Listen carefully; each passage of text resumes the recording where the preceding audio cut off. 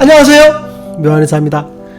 만성 피부질환으로 고생하시게 되면 환자분들께서 두 가지를 가장 원하세요. 첫 번째는 피부에 마음껏 바를 수 있는 보습제, 그리고 두 번째는 피부가 안 좋을 때 혹은 문제가 생긴 부위에 바를 수 있는 연고 제품들, 가볍게 터치할 수 있는 제품들을 얘기하는 거거든요. 그런데 보습제 사용에 대해서는 주의사항이 많다고 했죠. 진물이 나는 경우, 그리고 발적이 심하거나 홍반이 심하거나 구진이 심한 경우에 이제 적절하지 못한 과도한 보습제를 사용했을 때 피부 질환이 악화될 수 있다고 했죠. 그리고 접촉성 피부염의 가능성도 굉장히 높다고 그랬죠.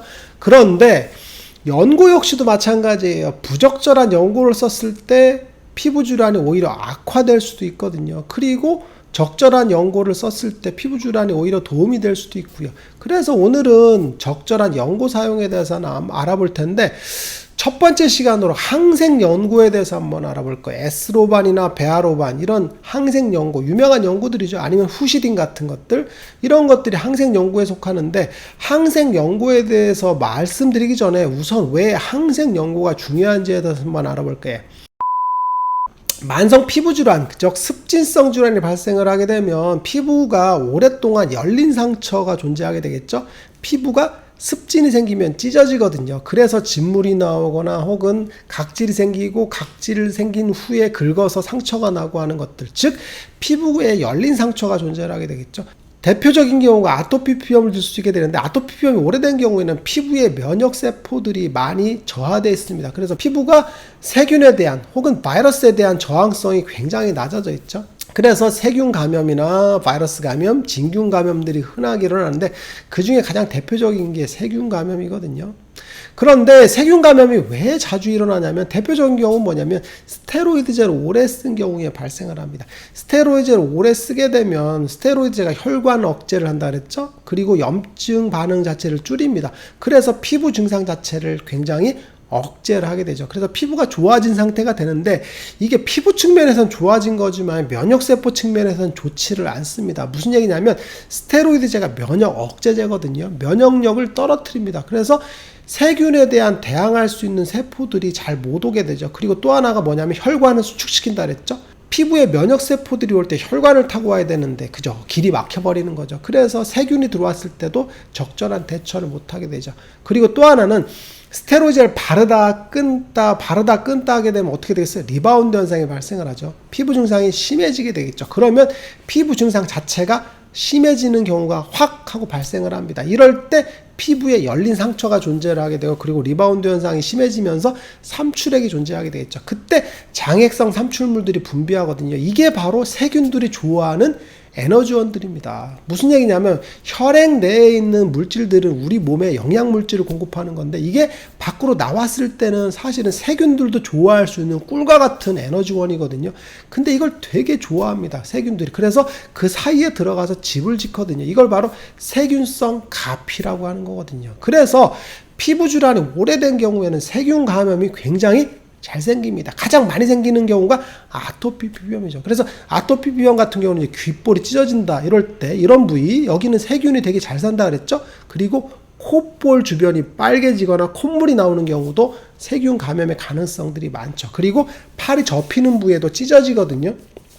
이럴 때 긁으면서 상처가 되는데, 가피가 두껍게 생기는 경우에도 잘 생기고, 그리고 무릎 뒤 같은 경우에도 많이 생기고, 그리고 엄지발가락 혹은 발 뒤꿈치 같은 데에도 잘 생긴단 말이죠. 즉 세균 감염의 노출 빈도가 높은 부위에 잘 생기는 그런 게 세균 감염이라고 보시면 될 것 같아요. 그런데 지루성 피부염 같은 경우에도 얼굴에 병변이 심한 경우에 세균 감염이 잘 생기는 경우가 있는데, 이런 경우는 보통 귀 주변이나, 그죠? 이런 데 많이 생깁니다. 귀 같은 경우가 세균이 잘 사는 부위거든요.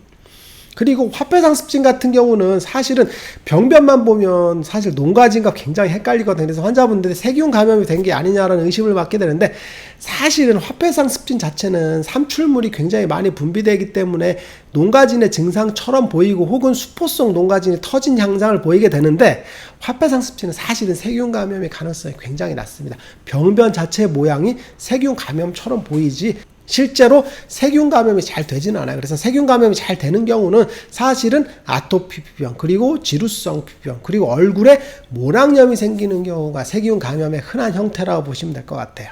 그러면 세균 감염이 됐다라는 걸 어떻게 알 수 있을까요? 사실 두 가지만 기억하면 되는데, 첫 번째는 세균성 가피입니다. 세균이 발생을 하게 되면 그죠? 세균성 가피라는 집을 짓게 됩니다. 그죠? 마치 그 거미집처럼 그죠? 기분 나쁜 그런 응어리들이 생기게 되는 그런 형태를 보이거든요. 이 세균성 가피가 생긴 부위에는 사실은 항생연고 같은 걸 발라주면 도움이 되고, 또 하나는 뭐냐면 과도하게 삼출물이 많이 분비되는 그런 부위 같은 경우에도 표피박리 독소에 의한 그런 부분이거든요. 이런 경우에도 세균 감염의 가능성들을 항상 열어두시고 예방적인 조치로서 항생연고 같은 걸 발라주면 도움이 될 것 같아요.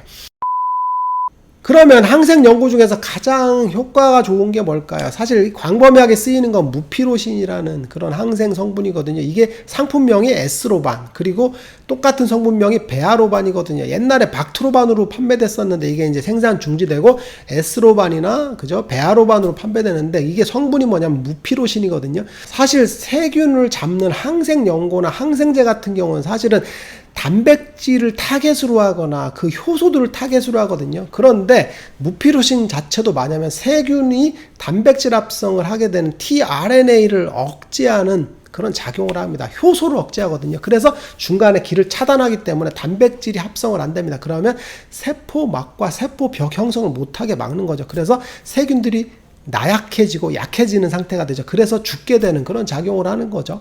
그러면 무피로신이 왜 좋냐면 교차 내성 발생 빈도가 낮습니다. 교차 내성이라는 게 뭐냐면 우리가 항생제를 썼을 때 항상 고민하는 게 뭐냐면 내성이거든요. 그죠? 내성이 생기면 안 되는데, 항생제는 종류별로 내성이 생기게 되는데 교차 내성이라는 게 존재합니다. 유사한 항생제 성분에 대해서도 내성을 갖는 거죠. 그러면 비슷한 성분에서 내성을 갖게 되면 쓸 약이 존재하지 않는 거죠. 마치 메치실린이나 페니실린, 세팔로스포린 이런 항생 성분들이 존재하는데 이것에 대해서 내성이 생겨버리면 그죠? MRSA가 되는 거죠. 그죠? 메치실린 내성 항생 포도상 구균 같은 그런 내성균이 발생을 하게 되죠. 그러면 쓸 약이 존재하지 않는 거예요. 그런데 이 무피로신은 교차 내성이 존재하는 경우가 굉장히 적습니다. 그렇다면 내성이 안 되는 연고니까 그저 쓸 수가 있게 되겠죠. 그런데 재밌는 건 뭐냐면 우리가 흔히 상처에는 뭐라고 선전을 들었어요? 후시딘. 그죠? 상처에는 후시딘이라고 들었죠. 후시딘도 항생연고거든요. 그래서 상처에는 후시딘이라는 얘기를 듣고서 후시딘산, 그죠? 그걸 많이 썼거든요. 근데 후시딘 같은 거 너무 많이 썼기 때문에 내성균이 많이 존재를 해요. 그래서 새로운 항생연고들이 필요한데 그게 바로 에스로반이라고 보시면 돼요. 그래서 에스로반이 실제로 후시딘보다 효과가 좋은 경우들이 많게 되겠죠. 이건 내성 때문에 그렇습니다. 그렇다면 언제 에스로반과 베아로반을 쓰는 게 좋을까요?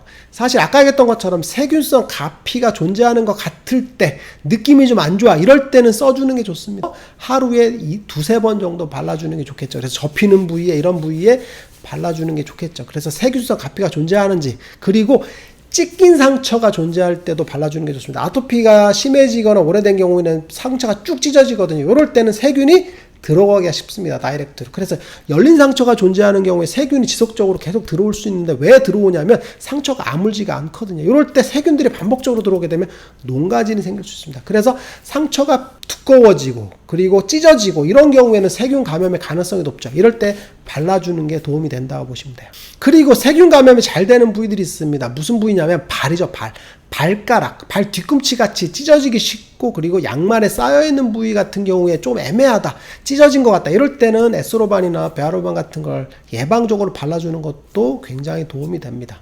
그런데 항생연고 사용에 있어서 가장 중요한 게 뭐냐면 내성이거든요. 그래서 항생연고를 사용했을 때는 하루에 두세 번 정도 집중적으로 사용하는 게 좋고, 열흘 정도 이내에만 쓰는 게 좋습니다. 그 이상을 쓰게 되면 내성이 존재하거든요. 그래서 쓰게 되면 집중적으로 쓰게 되고, 그리고 그 이상이 넘었을 때는 중지하시는 게 매우 중요할 것 같아요. 묘한의사에게 궁금한 거 있으면 댓글로 남겨서 영상을 통해서 답변하겠습니다. 빠이.